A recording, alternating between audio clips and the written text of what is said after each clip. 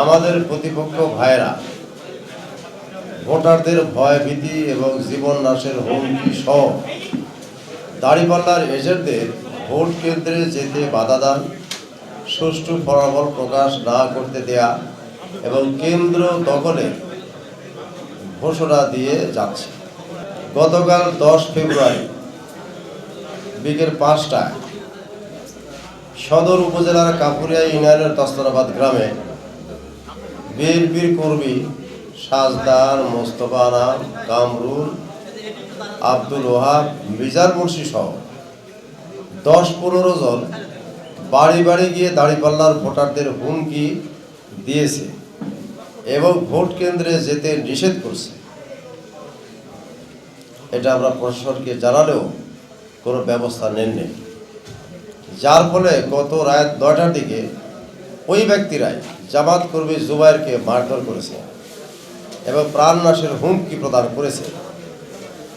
উক্ত ঘটনায় থানা অভিযোগ দিয়েও এখন পর্যন্ত কোনো আসামি গ্রেফতার হয়নি।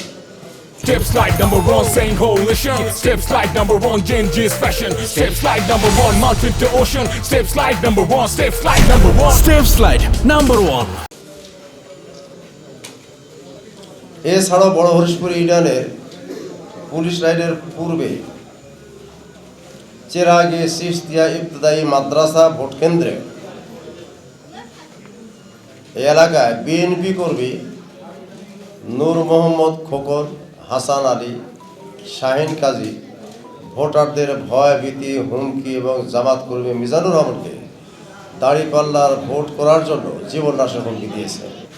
এছাড়াও ছাত্র ইউনিয়নের আগদিঘা উচ্চ বিদ্যালয় ভোট কেন্দ্রে দাঁড়িপাল্লার প্রধান এজেন্ট আবুল কালাম আজাদকে বিএনপি কর্মী বিপ্লব এবং মান্নান হুমকি দিয়ে বলেছে যে দাঁড়িপাল্লার এজেন্ট হলে জীবন নিয়ে ভোট কেন্দ্র থেকে বের হতে পারবে না। জুলাই অভ্যুত্থানের 1400 তরতাজা তরুণের জীবনের বিনিময়ে অর্জিত দেশের দ্বিতীয় স্বাধীনতার পরে আমরা মনে করেছিলাম যে জাতি দীর্ঘদিন পরে ভোটাধিকার ফেরত পাবে, কিন্তু ভোটের দিন যতই ঘনিয়ে আসছে ভোটাররা ততই আতঙ্কিত হয়ে পড়ছে একদল সন্ত্রাসীদের ভয়ে।